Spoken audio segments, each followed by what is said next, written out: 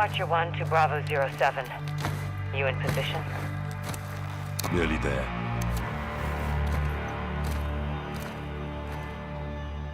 Call of Duty Modern Warfare 2's campaign picks up 3 years after 2019's Modern Warfare, bringing a fully assembled Task Force 141 to the forefront as an international terroristic threat rears its ugly face. Opening on a successful drone strike that takes out Qatal's leader, the team soon discovers that terrorists are working with a global cartel to distribute American-made missiles. Naturally, the war on drugs has now become the war on terror.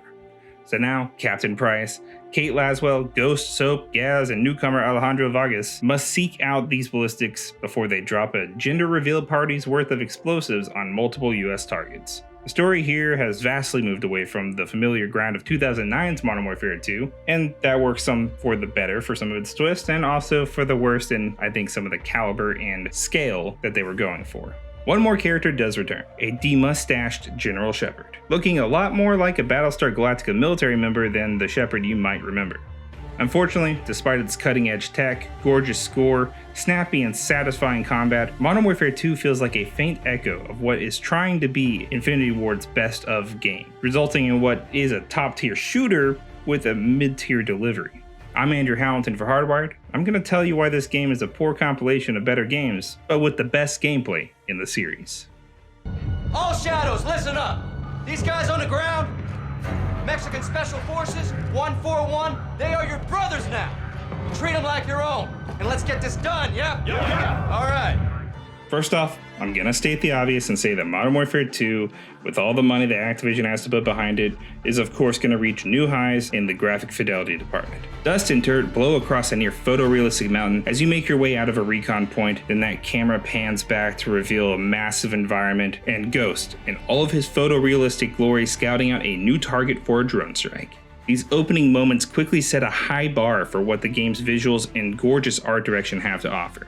They've got everything from the sweeping vistas of Mexico to an actual cloned area of Amsterdam, now kind of getting them in a little bit of trouble, all the way to the streets of Chicago. This game is global on a fantastic level. And with that internationality comes some great changes in variety. Level design is far more varied than the previous game. There's plenty of new environments, though I was missing the stereotypic snow level that should be here in every second Call of Duty game. But as much as everything ran and looked gorgeous, I did run into plenty of poppin', especially while piloting the AC-130 at Shadow Company. And there was some odd texture glitching during the wannabe all gillied up mission, which, more on those retreads in a little bit. But overall, the performance and gloss expected out of a top-shelf Call of Duty game was on full display. But for as much variety as they put into this game, Modern Warfare 2 clearly felt the looming shadow of the 2009 original lurking right behind it, because much of this game's stuff feels stolen from previous games. It's the best of the 2019 stuff mixed with fan favorites from Modern Warfare's past. And look, this to some degree works well enough in offering some fun, but I did feel like it hindered the creativity of those encounters. This right here, this is not fun. I hated the original CCTV mission section in 2019's Modern Warfare campaign. And the equally annoying version in this game just reminded me how much of a miss that first one was. Yes, Ghost can kill the enemies if you get them from behind or whatever. But he also dies in one hit, and it's not me doing the playing.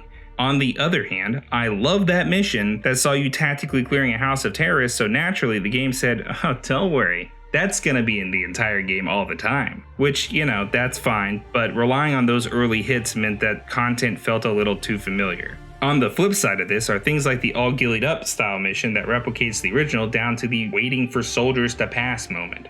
Look, don't get me wrong, I love that original mission a lot, and sniping is probably my favorite activity in FPS, but my god, did this not have the same thrill and feel of the first time scoping in. Meanwhile, the missions that were new, few as they were, overstayed their welcome with lengthy sections dedicated to a stealth crawl through enemy-infested Mexican streets using a new crafting mechanic that felt kind of thrown in.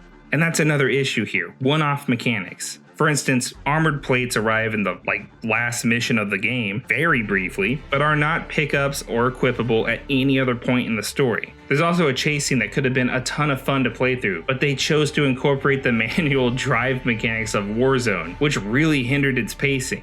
Look, I enjoyed most of what this game had to offer, but yeah, it felt like a Modern Warfare that was unsure of who it is, striving to hit the highs of the 2009 game, but failing to provide a cohesive story that felt even loosely connected to the first game. I mean, we get introduced to General Shepard in this game, in the flesh, and if you know what happens in the original, you're not going to be surprised whenever his mustacheless face does the thing, but like, in a less cool way. It doesn't have the same shock, but they tried to make it have the same shock. Also, developers, don't ruin your game. Don't ruin the time to kill in your game, for a single player game especially, by putting bullet spongy armored characters in. No one wants that. No one asked for that. It's not a challenge. It's just annoying. This is an intelligence failure, Laswell. It's not going to be a tactical one. There will be 500 enemy soldiers on that site by sunrise. We need a win fast. Before I give my verdict, I want to talk about the missions involving the cartel. Infinity Ward went with the Americanized narco/CSI Miami approach, making these the most overly stereotypic Mexican drug members ever. Moreover, the depiction of the Mexican military as expendable without consequence because these guys work for the cartel is both insulting to the Mexican army, I assume, but also like, what are you talking about? You can't just go blowing up stuff and shooting allied military units under the guise of, hey, it's okay, Alejandro says that those guys are icky and evil. Like, the back half of this story should have just been allied nations coming together to get pissed off at America and Task Force 141 for dropping a not insignificant number of uniformed military members. Like, Modern Warfare 3 should just be, oops, we accidentally caused an international incident and now Mexico is getting goaded into the war with the US and being offered aid by Russia, which would have been a far more interesting twist, mind you, than what we actually got, because nothing terrifies me more than the idea of Russia fighting a proxy war through Mexico with America. Like, that's terrifying. Actually, Activision, call me, I have an idea. Spoiler alert here, so skip ahead to the time code currently shown on your screen if you don't want details spoiled. The Shadow Company plays a fun role in the story, but you don't really get attached to the player characters, so all the stuff involving them feels a little flat. Their leader, Phil Graves, get it? Cause he feels Graves, has one of the most punchable faces I have ever seen. I don't have anything else to say to that. I just wanted to say I really wanted to punch that guy in the face. Even though in certain angles in the campaign, he does look like my uplink co-host Royden Ogletree, so Royden's not punchable. Shadow Company is honestly the part of this that feels the shiftiest though. Using a PMC, or private military company, is really odd in a game like this, as like the whole point of Task Force 141 is to go in dark and get dirty so the rest of the world can stay clean. No one's supposed to know they're there, they're supposed to operate outside of normal bounds. So outsourcing this to the blonde model posing as a soldier just makes it feel like Call of Duty didn't want to really answer the hard questions of what over-patriotism looks like, which is a central theme of the original. And maybe that's more in line with what makes all this fall flat. This fails to give us a memorable turn because Shadow Company owes no allegiance to anyone but a paycheck. Shepard's turn comes out and it's just like, ah, yeah, he's gone. Sorry, we thought he was here, but he's gone. There's no sense of real betrayal, no sense of a patriot doing what he feels is necessary to keep his country safe. We're left with a brutal merc out on US orders, unchecked, but somehow also the US isn't accountable for their actions. It robs the twist of any sting and just makes all of the obvious signs feel like getting hit with bricks along the road to a broken ending. Direct. Target destroyed. Look, the overall experience here is a lot less Zero Dark 30 like the first game, and more like if Michael Bay got a hold of a Cartel series. A fun and bombastic story with one-note characters asking no real questions and finding its footing way too late to be the best in the series. It's decent. Its unearned twists are predictable, but honestly, I can't ignore the top-tier gameplay. The gunplay is so much fun throughout all of Call of Duty that it's hard to say that this game doesn't deserve at least a decent score. So I'll say, for giving me 7 hours of good times, this campaign gets a 7. That seems fair to me, and so that's what we're gonna go with. All of us. This happened on my watch and I'll need help to fix it. No one fights alone.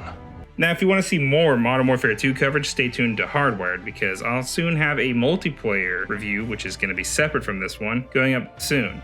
So keep an eye out for that in the coming weeks. But as always, I've been Andrew Hamilton, subscribe to Hardwired, and I'll catch you next time.